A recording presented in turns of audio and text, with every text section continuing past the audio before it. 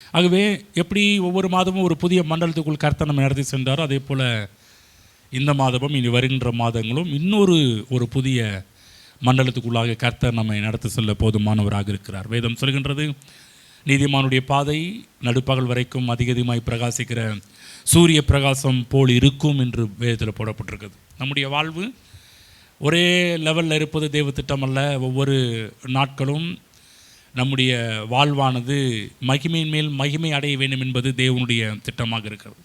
அதற்காக தான் கர்த்தர் நம்மை அழைத்து நம்மை அவருடைய இரத்தத்தினால் கழுவி சுத்திகரித்து நம்மை நீதிமானாக்கி, வேதத்தில் போடப்பட்டிருக்குது, நீதிமானாக்கிறது மட்டுமல்ல மகிமையும் படுத்தி இருக்கிறார் என்று வேதத்திலே நாம் பார்க்கின்றோம். ஆகவே இன்றைக்கு இந்த மாதம் இனி வருகின்ற மாதம் ஒவ்வொரு மாதத்திலையும் பார்த்திங்கன்னா இன்னொரு மகிமையின் மண்டலத்திற்குள்ளாக நாம் செல்ல ஆரம்பிக்கின்றோம். அடுத்த கட்ட மகிமைக்குள்ளாக தேவன் நம்மளை கொண்டு செல்கின்றார். எப்போதுமே தேவன் இன்க்ரீஸின் தேவன், பெருக்கத்தின் தேவன். நம்முடைய வாழ்விலே மகிமை பெருக பண்ணுகிறார், சந்தோஷத்தை பெருக பண்ணுகிறார். ஒவ்வொரு மாதமும் நம்ம இருக்கிற நிலைமையில் இருக்க வேண்டும் என்பது கர்த்தருடைய திட்டம் அல்ல. இன்னொரு அடுத்த கட்டத்திற்கு நாம் செல்ல வேண்டும் என்பது தேவனுடைய திட்டமாக இருக்கின்றது. இந்த மாதத்தில் மட்டுமல்ல, இனி வருகின்ற நாட்களிலும் கர்த்தருடைய வேதத்தில் பிரியமாக இருந்து இரவும் பகலும் அவருடைய வேதத்தில் தியானமாக இருக்கிற மக்கள், மனுஷன் பாக்கியவான். அவன் நீர்க்கால்களின் ஓரம் இடப்பட்டு தன் காலத்தில் தன்கனி தருவான், இலையுதிராதிருக்கிற மரத்தை போல் இருப்பான், அவன் செய்வது எல்லாம் வாய்க்கும் என்று போடப்பட்டிருக்கிறது. ஆகவே தேவ சமூகத்திலே கர்த்தருடைய வார்த்தையிலே நாம் பிரியமாக இருக்கும்போது, தியானமாக இருக்கும்போது, நீங்கள் செய்வது எல்லாம் வாய்க்கும் என்று வேதத்தில் போடப்பட்டிருக்கிறது. கர்த்தர் சொல்கிறார், உன்னை வாளாக்காமல் தலையாக்குவேன், நீ கீழாகாமல் மேலாவாய். தேவனுடைய சிந்தையில் இருப்பது என்ன, நம்முடைய சிந்தையிலும் இருப்பது என்னவென்று சொன்னால் தலை, அதுதான். அது மட்டுமல்ல, மேல், கீழல்ல, மேல், வாழல்ல, தலை. இதுதான் தேவன் நம்முடைய வாழ்விலை வைத்திருக்கிறார். ஆகவே நன்றாக புரிந்து கொள்ள வேண்டும். நம்ம ஒவ்வொரு நாளும் உயர்வை அடைய வேண்டும் என்பது கர்த்தருடைய திட்டமாக இருக்கின்றது. ஆகவே நம்முடைய வாழ்விலே கர்த்தர் கொடுக்கின்ற ஆசீர்வாதத்தை இந்த பூமியில் யாரும் தடுத்து நிறுத்த முடியாது. நம்முடைய மனதில் கொண்டு போய் அவைகளை பதித்து கொள்ள வேண்டும். உங்கள் ஆசீர்வாதத்தை யாராலும் தடுக்க முடியாது. உங்களுக்கு வர வேண்டிய ஆசீர்வாதங்களை, இந்த இளமையிலே நீங்கள் அனுபவிக்க வேண்டிய ஆசீர்வாதங்களை, இந்த நாட்களில் நீங்கள் அனுபவிக்க வேண்டிய ஆசீர்வாதங்களை இந்த பூமியில் தடுக்க யாராலும் முடியாது. பாருங்கள், உங்களுக்காக கர்த்தர் சூரியனை நிறுத்துகின்ற ஒரு தேவன், உதிக்கிற இயற்கையவே கர்த்தர் ஸ்டாப் பண்ணுற தேவன்.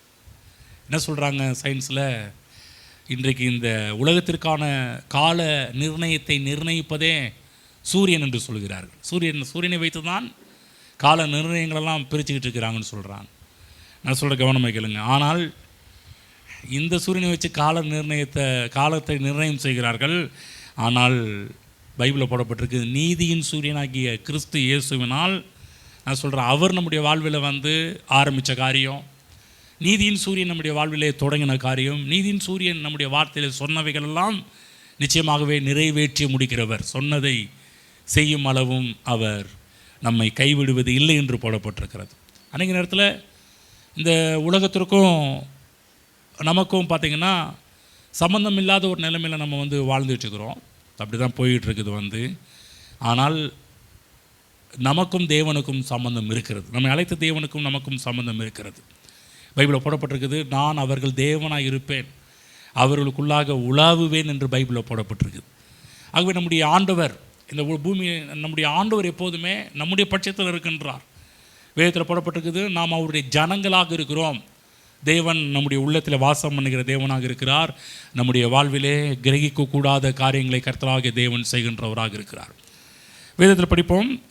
யாத்திராகம புஸ்தகம் 33ஆம் அதிகாரம், யாத்திராகம புஸ்தகம் 33ஆம் அதிகாரம் 14ஆம் வசனத்தை நாம் சேர்ந்து படிப்போம். அதற்கு அவர், என் சமூகம் உனக்கு முன்பாக செல்லும், நான் உனக்கு இளைப்பாறுதல் தருவேன் என்றார். எல்லாரும் சேர்ந்து படிப்போம். அதற்கு அவர், என் சமூகம் உனக்கு முன்பாக செல்லும், நான் உனக்கு இளைப்பாறுதல் தருவேன் என்றார்.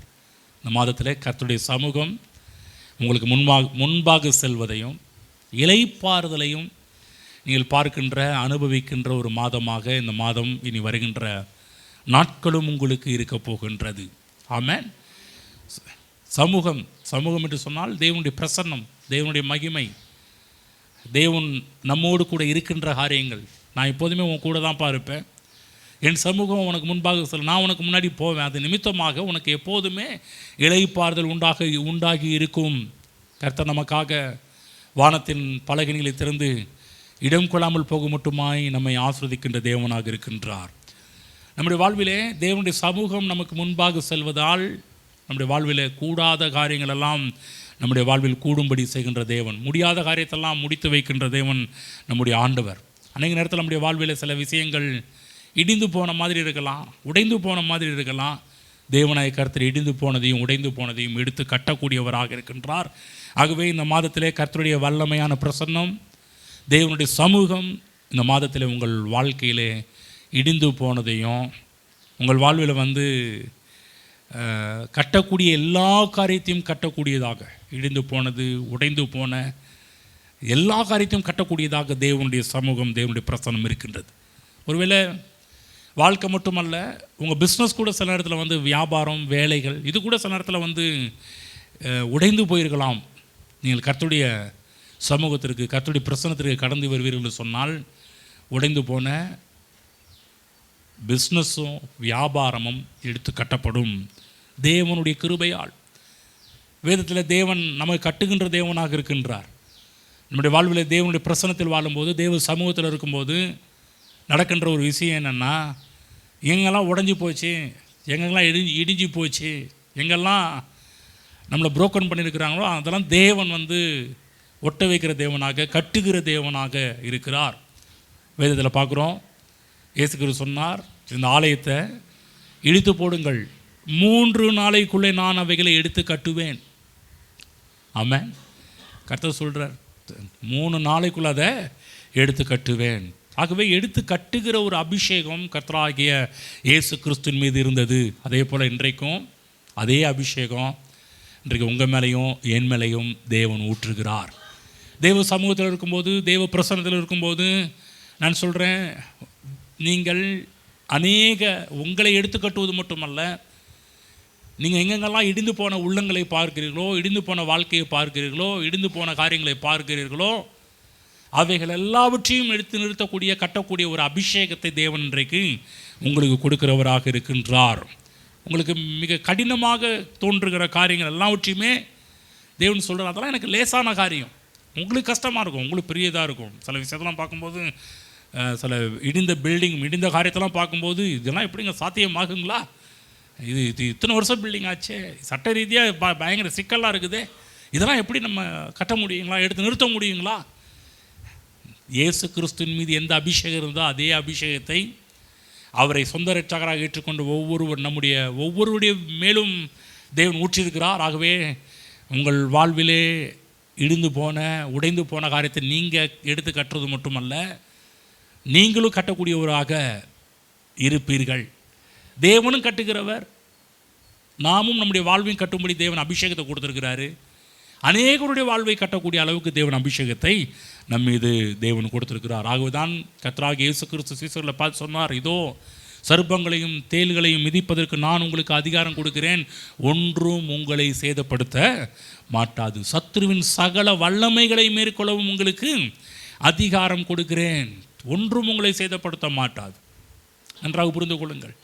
தேவனுடைய அபிஷேகம் கர்த்தருடைய பிரசன்னத்தில், தேவ சமூகத்தில் இருக்கும்போது தேவ அபிஷேகம் உங்களை அழகாக நடத்த ஆரம்பிக்கும். இந்த அபிஷேகம் உங்கள் வாழ்விலே, மற்றவருடைய வாழ்விலே இடிந்து போன எல்லா காரியத்தையும் எடுத்து கட்டக்கூடியதாக இருக்கின்றது. ஆகுது வேதம் சொல்கிறது, உனக்கு விரோதமாய் உருவாக்கப்படுகின்ற எந்த ஆயுதமும் வாய்க்காதே போம். பாருங்கள், இந்த வருடம் இத்தனை காலமாக வாய்க்காமலே போனது போல இனிமேலும் வாய்க்காமலே போகும். ஆமென். எவ்வளோ காரியங்கள் நம்முடைய வாழ்க்கை கொஞ்சம் யோசிச்சு பாருங்கள். எவ்வளோ காரியம் நம்முடைய வாழ்வில் எதிரிகள் தீட்டின திட்டங்களெல்லாம் ஒன்றுமில்லாமல் வாய்க்காமல் போனது இதுவரை தேவன் செய்தார். தேவன் சொல்கிறாரு, இதுவரை நீ பார்த்தியல்ல, உனக்கு விரோதமாக உருவாக்கப்படும் எந்த ஆயுதம் வாய்க்காதே போச்சு இல்லை, இனிமேலும் இன்னொரு மகிமைக்குள்ளே நீங்கள் கடந்து போகிறீர்கள்.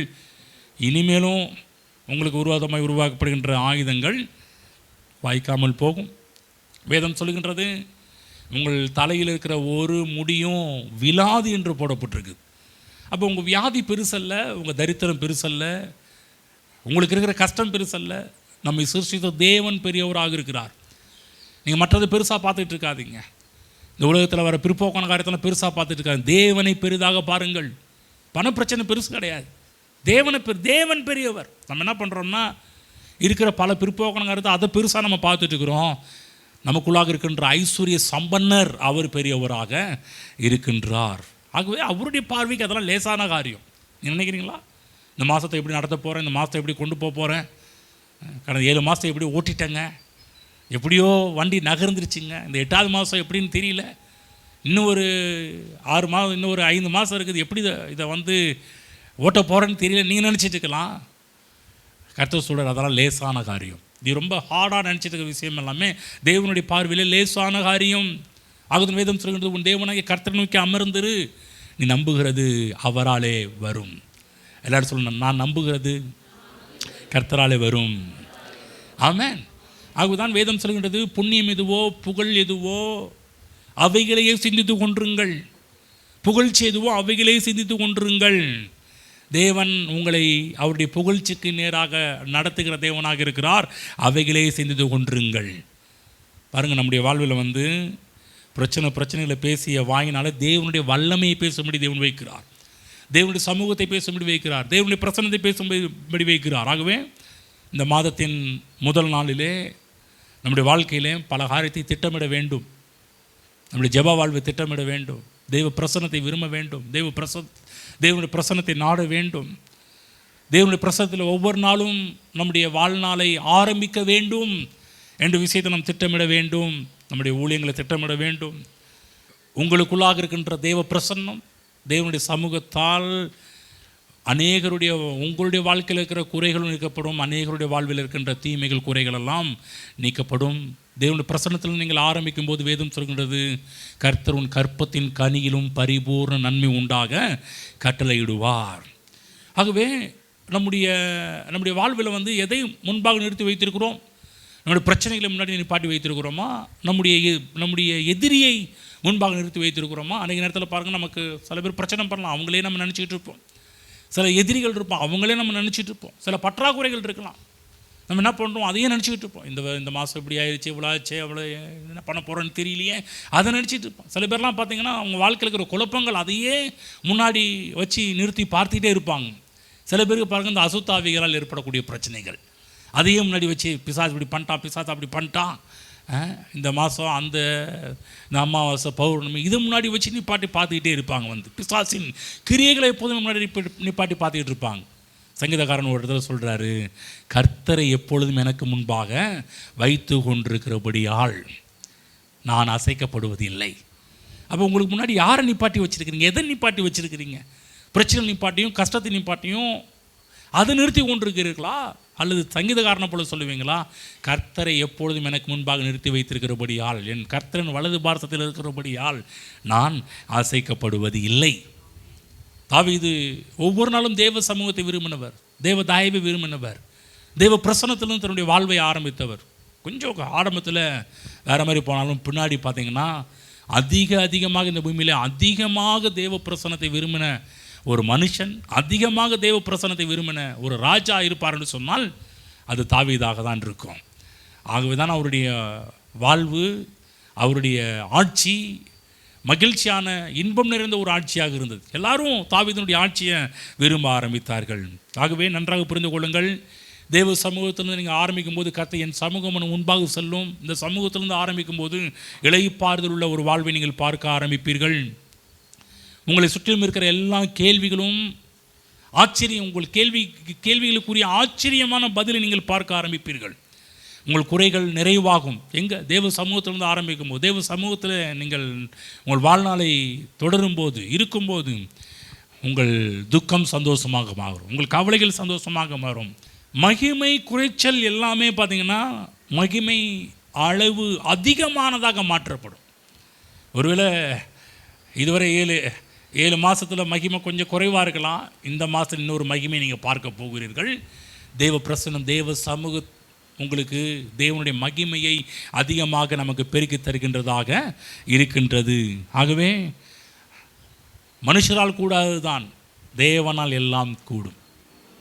ஃபீல் பண்ணாதீங்க, இது எப்படி ஆகும், எப்படி முடியும், இவ்வளவு காரியம் இருக்குதே, இவ்வளவற்றையும் எப்படி சந்திப்பேன், இவ்வளவு பிரச்சனை எப்படி தீர்க்க போகிறேன், இவ்வளோ கஷ்டத்தை எப்படி நான் வந்து சால்வ் பண்ண போகிறேன்னு நீ நினச்சிட்டு இருப்பீங்கன்னா, கர்த்தர் சொல்கிறாரு, இது வந்து உனக்கு கஷ்டம் பாரு, எனக்கு அதெல்லாம் லேசான காரியம். உன்னுடைய வேலை என்ன? என்னுடைய பிரசன்னத்தை விரும்பு, என்னுடைய சமூகத்தை விரும்பு, என்னோடு இருப்பதை நீ விரும்பு. ஆகவே தேவ பிள்ளைகளே, உங்கள் தேவைகள் கோடிக்கணக்கானதாக இருக்கலாம். நான் சொல்கிறேன், அத்தனை தேவைகளும் தேவ பிரசன்னத்தினால் நிறைவேற்றப்படும். ஆகவே தான் கர்த்தர் சொல்ல, என் சமூகம் உனக்கு முன்பாக செல்லும், நான் உனக்கு இளைப்பாறுதல் தருவேன். தேவனுடைய சமூகத்தில் வாழும்போது கர்த்தர் சொல்ல ஒரு காரியம், நீ வர வர கழுகுக்கு சமானமாய் உன் வயது திரும்ப வாழ வயது போல ஆகும். அதுதான் பைபிள் போட, கர்த்தருக்கு காத்திருக்கிறவர்கள் புது பலன் அடைவார்கள் என்று போடப்பட்டிருக்கிறது. இப்போ கர்த்தருக்கு காத்திருப்பது என்றால் என்ன? தேவ பிரசன்னத்தில் இருப்பது, தேவனோடு இருப்பது, தேவனோடு வாழ்வது, தேவனுடைய சமூகத்தில் இருப்பது. நீங்கள் கர்த்தருக்கு காத்திருக்கின்ற ஒரு அற்புதமான ஒரு காரியம். இந்த நாட்களெல்லாம் ஒரு நாள் வீண் போகாது. நீங்கள் நினைக்கிறீங்களா தேவ சமூகத்தில் இருக்கிறது எனக்கு ஒரு லாஸான நேரம் நினைக்கிறீங்களா? இந்த மாதிரி இந்த 1ஆம் தேதி ஆராதனைக்கு வருவது, ஞாயிற்றுக்கிழமை ஆராதனையில் கூடுவது, பல ப்ரேயர் மீட்டிங்ஸில் இடையில ஜப கூட்டம் நடத்துகிறோம், அதெல்லாம் ஒன்று கூடுவது நீ நினைக்கிறீங்களா இதெல்லாம் உங்கள் லாஸில் கொண்டு போக நினைக்கிறீங்களா? கிடையாதுங்க. இவைகள் எல்லாமே காத்திருப்பின் காலகட்டங்கள். புது பலன் அடையக்கூடிய அளவுக்கு உங்கள் வாழ்வில் தேவன் செய்கின்றவராக இருக்கின்றார். எந்த அளவுக்கு தெய்வ பிரசன்னத்தில் இருக்கிறீர்களோ அந்த அளவுக்கு நல்வாழ்வு, ஏதேன் தோட்ட வாழ்வை நீங்கள் பெற்றுக்கொள்ளலாம். ஆகவே உங்கள் சிந்தனைகள், உங்கள் செயல்பாடுகள், உங்கள் எண்ணங்கள் அத்தனையும் கழுகுக்கு சமானமாய் உன் வயது திரும்ப வாழ வயது மட்டும் இல்லைங்க, உங்கள் எண்ணங்களும் அது யூத் எண்ணமாக மாறும். உங்களுடைய சிந்தனைகள், உங்கள் செயல்பாடுகள் எல்லாமே அது புது பலனை அடைய ஆரம்பிக்கும். இதுவரை உங்கள் செயல்பாடுகள் வேற மாதிரி இருந்திருக்கலாம். தேவ சமூகம், தேவ பிரசன்னத்தில் இருந்து பாருங்கள், அங்கிருந்து ஆரம்பித்து பாருங்கள், எல்லாமே புது புது பலனை உடையதாக மாற்றும். ஆதியிலே மனிதன் தேவனோடு இருக்கும்போது நல்ல ஒரு இளமையாக இருந்தான். என்றைக்கு தேவ சமூகத்தை விட்டு ஆதாம் ஏதேன் தோட்டத்தை விட்டு தேவ சமூகத்தை விட்டு விரட்டப்பட்டாரோ, இளமையாக இருந்த ஒரு ஆதாம் முதுமையை அடைய ஆரம்பித்தார். பலவீனத்தை அடைய ஆரம்பித்தார். பலவிதமான தோல்விகளை அடைய ஆரம்பித்தார். பல்வேறு பிரச்சனைகள் அடைய ஆரம்பித்தார். தேவ சமூகத்தில் இருக்கிறவங்களும் எந்த ஒரு பிரச்சனையும் கிடையாது, இல்லைங்களா? இன்றைக்கு தேவனாகிய கிறிஸ்துவின் மூலமாக ஆதாம் தேவனாகிய கர்த்தரை விட்டுவிட்டதினால் தூர துரத்தப்பட்டது நிமித்தமாக முதுமை அடைந்து கொண்டே போனான். ஒரு குட் நியூஸ் சொல்கிறேன், இந்த காலவில் ஒரு நற்செய்தி சொல்கிறேன். கிறிஸ்துவுக்குள் பைபிள் போடப்பட்டிருக்குது, முன்னே தூரமாக இருந்த நீங்கள் இப்பொழுது கிறிஸ்து இயேசுவுக்குள் சமீபமானீர்கள். நம்ம எங்கெங்கோ இருந்த நம்மளை கொண்டு கர்த்தரை கிறிஸ்து இயேசுவுக்குள் வைத்து சமீபமாக்கி விட்டார். ஆகவே நன்றாக புரிந்து கொள்ளுங்கள், இன்றைக்கு ஒரு முதுமை அல்ல, தேவ பிரசன்னம், தேவனுடைய ஐக்கியம், தேவனுடைய சமூகத்தை நாடும்போது உங்கள் இளமை திரும்ப ஆரம்பிக்கும். நான் அமைதியாக இருக்கிறீங்க? இதெல்லாம் வெளி உலகத்தில் போய் கிளாஸெல்லாம் ஆயிரக்கணக்கு கட்டி கிளாஸெல்லாம் எடுத்தோன்னா அவங்க கை திட்டுவாங்க, ஓஹோன்னு விசில்லாம் பறக்க ஆரம்பிக்கும். நான் உங்களுக்கு என்னமோ புதுசாக ஏதோ ஒரு காரியத்தை பேசுகிறேன்னு நினச்சிட்டு இருக்கிறீங்க இல்லைங்க. தேவ சமூகத்தில், தேவ பிரசன்னத்திலையும், தேவ ஐக்கியத்திலையும் இருந்து பாருங்கள். அதுலேருந்து கிடைக்கின்ற எனர்ஜி, அதுலேருந்து கிடைக்கிற சக்தி, அதுலேருந்து கிடைக்கிற ஆற்றல், இதுவரை நீங்கள் இழந்து போன, இடிந்து போன, உடைந்து போன எல்லாவற்றையும் எடுத்து கட்டக்கூடியதாக, எடுத்து நிறுத்தக்கூடியதாக இருக்கின்றது.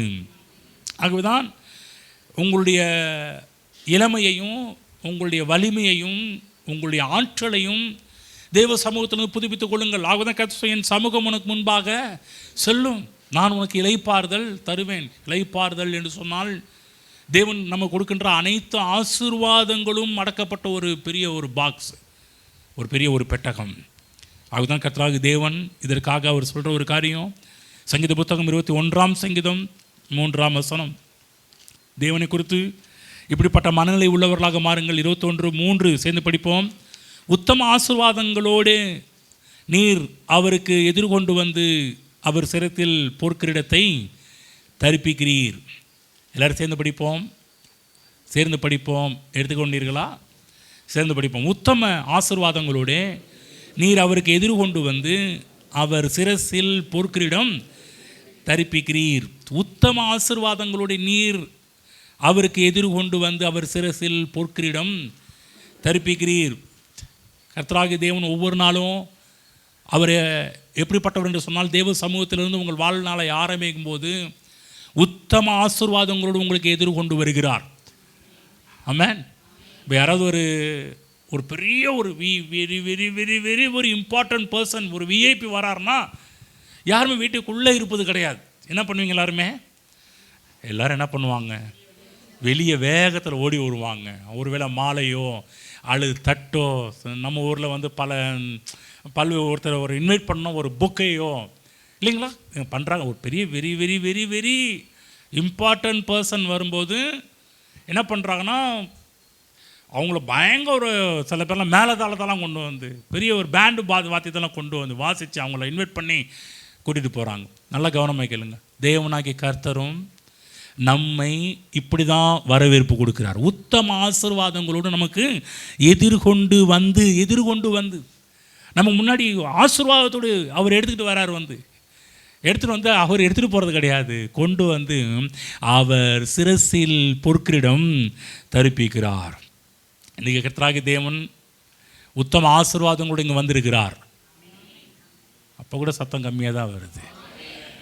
அவர் எவ்வளோ பெரிய தேவன், நம்மளெல்லாம் பெரிய ஒரு very very very very important பர்சனாக பார்க்குறார். இந்த பூமியிலேயே மிக மிக மிக மிக மிக முக்கியமான ஒரு ஆளாக தேவன் நம்மை கருதுகிறார், நம்மை பார்க்கிறார்.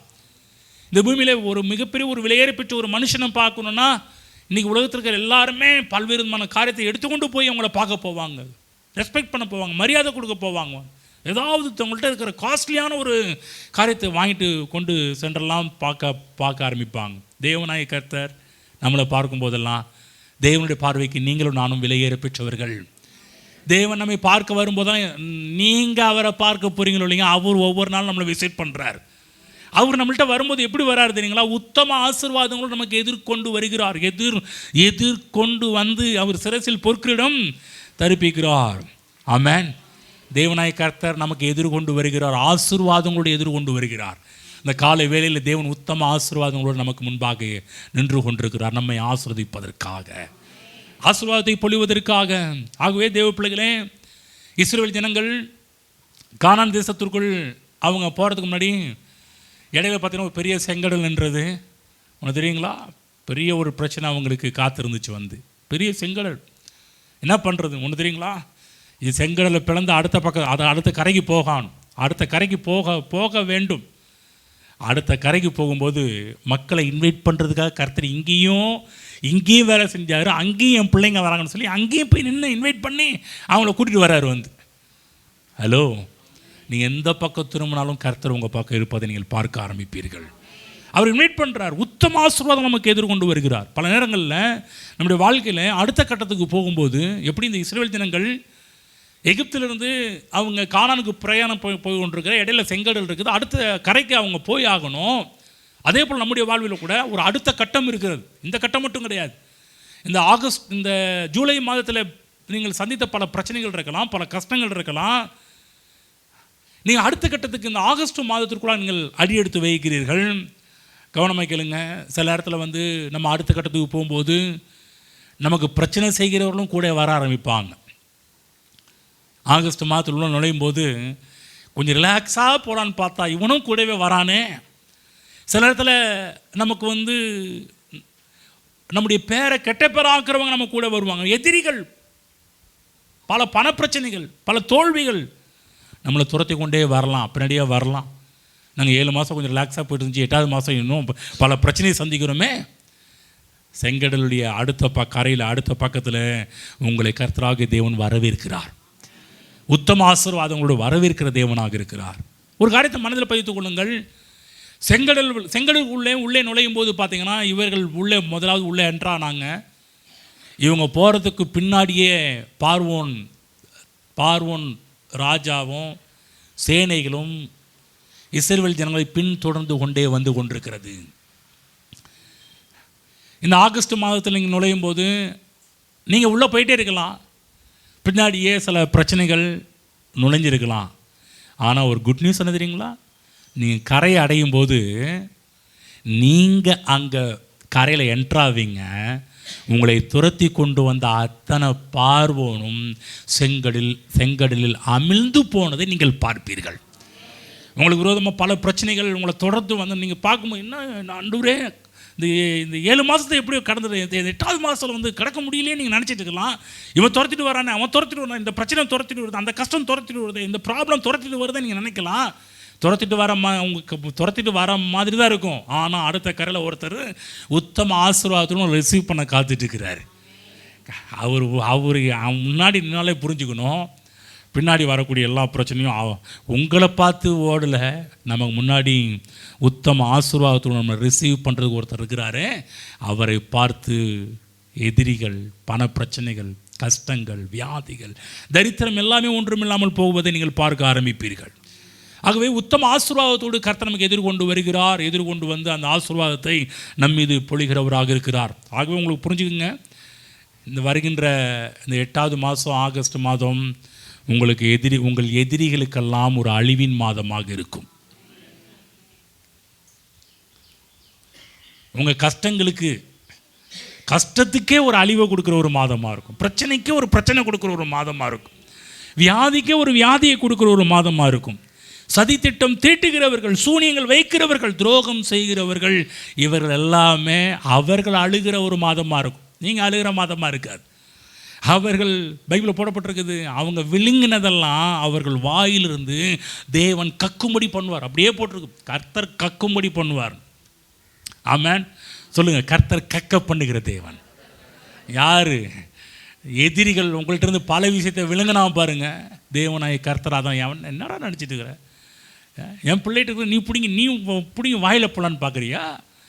தள்ளது கக்கிறதுக்கு மண்டையில் தட்டினார்னா, தலைகளாக நிற்க வச்சார்னா கக்க ஆரம்பிச்சிடுவான். கர்த்தர் இதெல்லாம் கர்த்தர் பண்ணுறார். ஹலோ, கர்த்தர் அன்புள்ளவர்னு பார்த்துருப்பீங்க. தலையில் தட்டி கக்க வைக்கிறோம் தேவன் நம்முடைய. சொல்லுங்கள், அன்புள்ளவர் தான். சொல்லுங்கள், கர்த்தர் அன்புள்ளவர் தான். ஆனால் அவருடைய பிள்ளைகள்கிட்டருந்து ஏதான் தலையில் தட்டி கக்க பண்ணுவார். ஏங்க அப்படியே பைபிள் கக்க பண்ணுகிற தேவனாக இருக்கிறார். ஆமென். புரிந்து கவனம் கேளுங்க. கர்த்தர் சொன்னார், செங்கடலை பிரிடானார், பிரின்னு சொன்னார், பிரித்தார். கையில் என்ன வச்சுருக்க, கோலை வச்சு என்ன பண்ணுற, எடுத்து நீட்டுன்னாரு பாருங்க. நீட்டினார், செங்கடல் 2ஆக பிளக்க ஆரம்பிச்சு. தேவனுக்கு மரியாதை கொடுக்குற ஒரு மனுஷன், தேவனுக்கு கீழ்ப்படுகிற ஒரு மனுஷன். சின்ன பொருள் பார்க்குறதுக்கு சும்மா சாதாரண ஒரு கோல் போலாக இருக்கலாம். நல்ல ஒரு விஷயம் சொல்கிற உங்கள் பார்வைக்கு ஒரு சின்னதாக தோன்றலாம், உங்கள் பார்வைக்கு ஒரு அற்பமாக இருக்கலாம். என்னங்க கோளுங்க? எங்க பைபிளில் வந்து மோசையின் கோல் என்று தான் பார்க்குறோம். ஆனால் ஒரு இடத்துல பார்க்குறோம், அந்த மோசையின் கோல் கர்த்தர் சொல்ல, இது கர்த்தருடைய கோல், இது என்னுடைய கோல்னு சொல்ல ஆரம்பிச்சிட்டார். பார்வைக்கு மோசையின் கோல், ஆனால் கர்த்தர் சொன்னார், அவன் கோல் கிடையாது, அது ஏன் கோல்.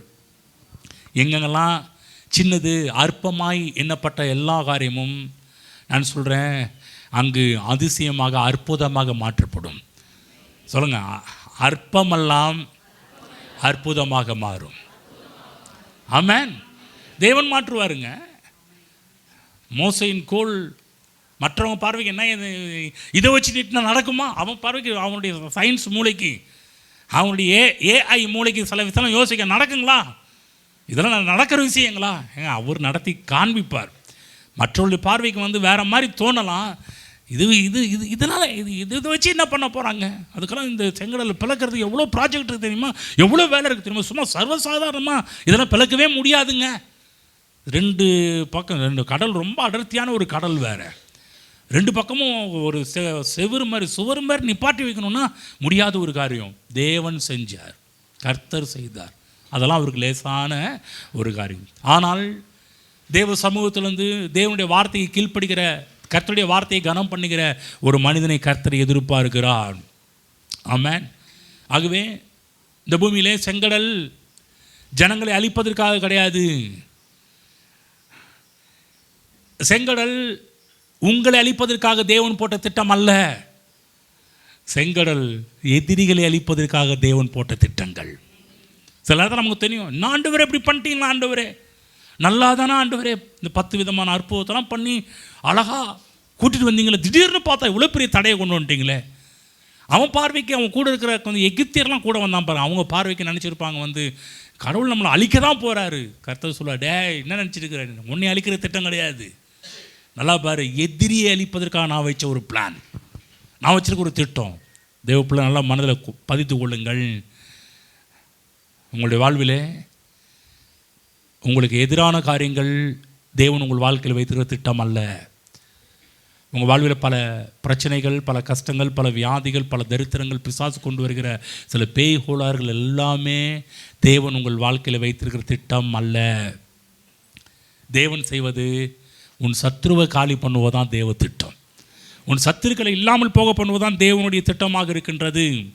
ஆகவே இந்த மாதத்தில் நீங்கள் நுழையும் போது நீ நுழைஞ்சிட்டே இருக்கலாம், பின்னாடியே ஒருத்தன் வரலாம், பிரச்சனை பின்னாடியே வரலாம், பிரச்சனை நிலையம், சத்துருவோட நிலையலாம், துரோகி கூட உள்ளே நுழைஞ்சிட்டு இருக்கலாம் வந்து. ஆனால் கர்த்தர் சொல்கிறாரு, நுழையலாம், நீ ஃபீல் பண்ணாத, நீ பின்னாடி பார்க்காத, உன்னை ரிசீவ் பண்ணுறதுக்கு நான் காத்துட்ருக்கிறேன். ஆனால் நீ இந்த அடுத்த கரையில் கால் வைக்கும்போது நீ காலை வைப்ப, உனக்கு பின்னாடி வரக்கூடிய எந்த எதிரியும் காலை வைக்க முடியாது. அதே போல் நடந்துச்சு. இஸ்ரவேல் ஜனங்கள் மறுகரையை அடைந்தார்கள். இவங்க எல்லாரும் உள்ள கடைசியால் வரவர்கள் கர்த்தர் வெயிட் பண்ணார்.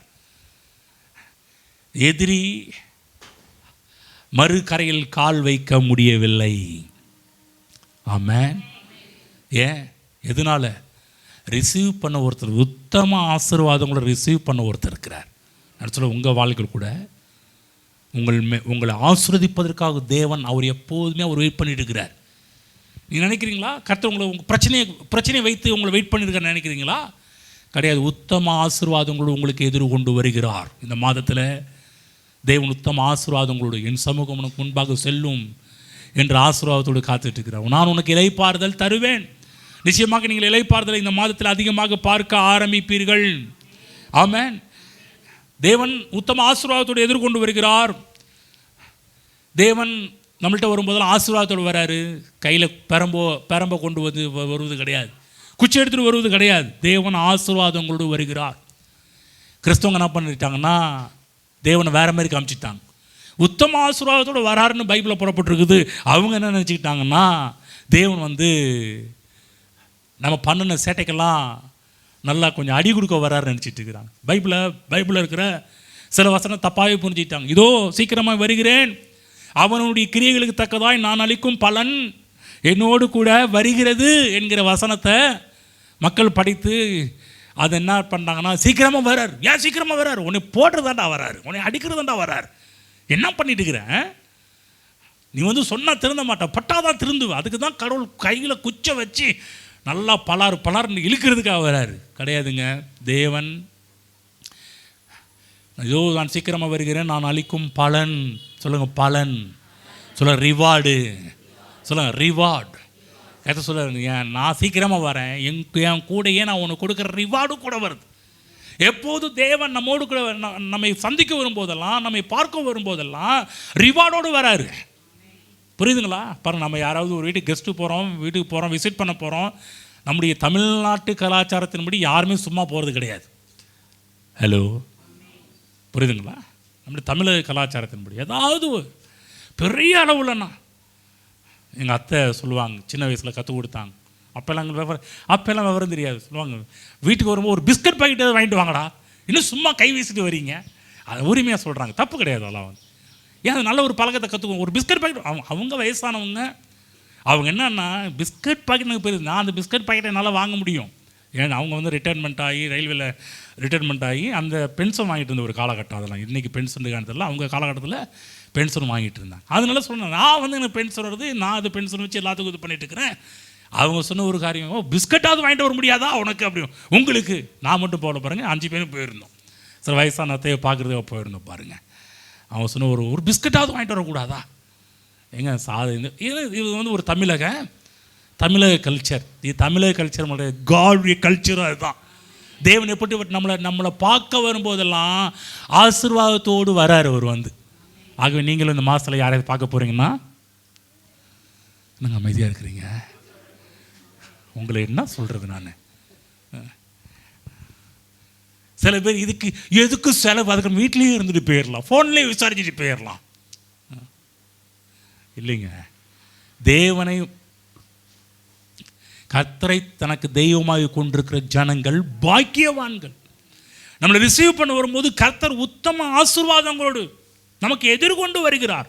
ஆசீர்வாதத்தோடு எதிர்கொண்டு வருகிற தேவன். இந்த மாதத்தில் கர்த்தருடைய ஆசீர்வாதத்தை பல விதங்களில் பல காரியங்களில் நீங்கள் பார்க்க ஆரம்பிப்பீர்கள். புரிந்து கொள்ளுங்கள், உத்தம ஆசீர்வாதங்களை தேவன் உங்களுக்கு முன்பாக எதிர்கொண்டு வருகிறார். ஆகவே தேவனோடு வாழ்கின்ற ஒரு வாழ்க்கையை உருவாக்குங்கள். என் சமூகம் உனக்கு முன்பாக செல்லும். தேவ பிரசன்னம் உங்களுக்கு முன்பாக செல்லும். தேவன் எங்கெங்கெல்லாம் இருக்கிறாரோ அங்கே அவருடைய பிரசன்னம், அதுதாங்க ஆலயம். அவர் தான், அதுதான் உங்களுக்கு ஆசீர்வாதத்தை கொடுக்கின்ற இடமே. கர்த்தர் சொல்றார், நீ வரதுக்கு நானே வரேன் அப்படின்ட்டார். உங்களுக்கு தெரியுங்களா? எப்போல்லாம் இங்கே கூடுறோமோ அப்போல்லாம் நீங்கள்லாம் வரதுக்கு முடியும் ஒருத்தர் முன்னாடி எனக்காக வெயிட் பண்ணிட்டு இருக்கிறார். உத்தம ஆசீர்வாதத்தோடு நீங்கள் ஆசீர்வாதத்தை பெற்றுக்கொள்கிறீங்களோ, நான் முதல்ல அந்த ஆசீர்வாதத்தை ரிசீவ் பண்ணுறதுக்கு முதல்ல வந்துடுறது. ஹலோ, புரிஞ்சிச்சிங்களா? ஏன் இப்போ தெரியுது? சீக்ரெட் என்னன்னு சொல்லுங்கள் சார். பாஸ்டோட சீக்ரெட் தெரியுங்களான்னு கேளுங்க மக்களுக்கு. ஹலோ, என்னங்க அமைதியாக இருக்கிறீங்க? அங்கங்கே போய் லாஸ்ட்டில் எங்கள் மேலே கை வைக்கலன்னு நினைக்கிறீங்களா? ஒன்றும் இல்லைங்க. தேவன் என்னை பார்ப்பதற்கு நான் வரது முடியும். அவர் வந்து உத்தம ஆசீர்வாதத்தோடு ரிசீவ் பண்ண வந்திருக்கிறார். ஆமென். தேவன் நம்மை கனம் பண்ணுவதில் தேவனைப் போல ஒரு ஆள் இந்த பூமியில் நீங்கள் எங்கேயும் பார்க்கவே முடியாது. அந்த அளவுக்கு நம்மை கனம் பண்ணுகிறார்.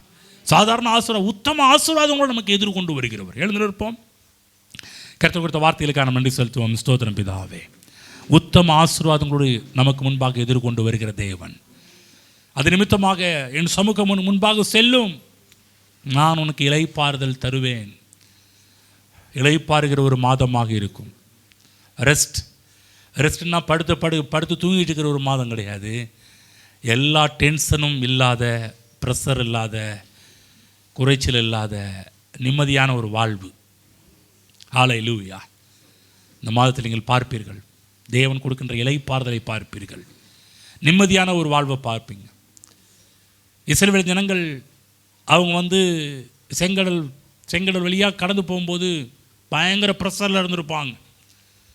ஆனால் மறுகரையை போய் அடையும் போது ஒரு பெரிய இளைப்பாறுதலை பார்த்தாங்க. ஏன்? என்ன இளைப்பாறுதல்? எதிரி இப்போ இல்லை. எதிரியே இல்லாத ஒரு வாழ்வு. நல்லா கவனமாக கேளுங்க. உங்களுக்கு ஒரு தீர்க்க தரிசனமாக ஒன்று சொல்கிறேன். இன்னும் ஒரு வருஷத்துக்குள்ளே உங்கள் வாழ்வில் எதிரி என்ற பேச்சுக்கு இடம் இருக்காது. என்னங்க கம்மியாக சொல்கிறீங்க? ஆமாம். எதிரியா? சத்ருவா? பிரச்சனையா? கஷ்டமா? என்னது எதிரியா? யாருப்பா அப்படின்னு கேட்கக்கூடிய நிலைமைக்கு தேவன் கொண்டு வருவார். அவருடைய பிரசன்னம் செய்யும். என் சமூகம் உனக்கு முன்பாக செல்லும். அது நிமித்தமாக உனக்கு இளைப்பாறுதல் உண்டாக ஆரம்பிக்கும். தேவனுடைய இளைப்பாறுதலை நீங்கள் தொடர்ந்து பார்க்கிற மாதங்களாக இந்த மாதமும் இனி வரக்கூடிய மாதங்களும் உங்களுக்கு அமைவதாக. கருத்து கொடுத்த வார்த்தைகளுக்கு நன்றி செலுத்துவோம்.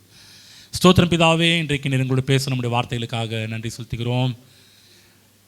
நீர் சொன்ன வார்த்தையின்படியே நம்முடைய பிள்ளைகளுக்கு நீர் ஆசீர்வாதத்தோடு எங்களை ரிசீவ் பண்ணுகிற தேவனாக இருக்கிறீர். நீர் எங்களுக்கு பிரச்சனை கொடுத்து ரிசீவ் பண்ணுகிற தேவன் அல்ல, கஷ்டங்களை கொடுத்து எங்களை வரவேற்கிற தேவன் அல்ல. உத்தம ஆசீர்வாதங்களோடு எங்களுக்கு முன்பாக எதிர்கொண்டு வந்து எங்கள் தலையில் பொற்கிரீடம் தரிப்பிக்கிறீர். அதற்காக உமக்கு நன்றி செலுத்துகிறோம். எங்களை இந்த பூமியிலே விலையேற பெற்றவர்களாக நீர் கருதுகிறீர். இந்த உலகத்தில் very very very very important பர்சனாக, மிக மிக மிக ஒரு விலையேற பெற்ற ஒரு ஆளாக நீர் எங்களை பார்ப்பதற்காக நன்றி செலுத்துகிறோம். நீர் ஒருவரை பார்த்தீர் என்று சொன்னால் அவருடைய வாழ்வு எப்படிப்பட்டதாக இருக்கும் என்பதற்கு இங்கே இருக்கிற நம்முடைய பிள்ளைகள் ஒவ்வொருவரையும் எடுத்துக்கொண்டு சாட்சியை நிறுத்துவீராக தகப்பனே. ஸ்தோத்திரம். இளைப்பாறுதலின் நாட்களாக மாறட்டும். எதிரிகள் இல்லாத ஒரு நாளாக மாறட்டும். பிரச்சனை இல்லாத ஒரு நாளாக மாறட்டும். கடன் பாரம் இல்லாத ஒரு நாளாக மாறட்டும். எல்லா காரியத்திலும் ரிலாக்ஸ் ஆகி நம்முடைய பிள்ளைகள் தங்கள் வாழ்க்கையில் பார்க்கட்டும். மகிமையினால் நம்முடைய பிள்ளைகளை மூடிக்கொள்கிறார்.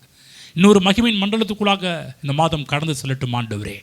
இன்னொரு பெருக்கத்துக்குள்ளாக, இன்னொரு ஆசீர்வாதத்திற்குள்ளாக, இன்னொரு பலத்திற்குள்ளாக நம்முடைய பிள்ளைகள் இந்த மாதத்தில் காலையில் எடுத்து வைக்கட்டும் என்று நம்முடைய பிள்ளைகளை ஆசீர்வதிக்கிறேன். இயேசு கிறிஸ்து நாமத்தில் பிதாவே, ஆமென்.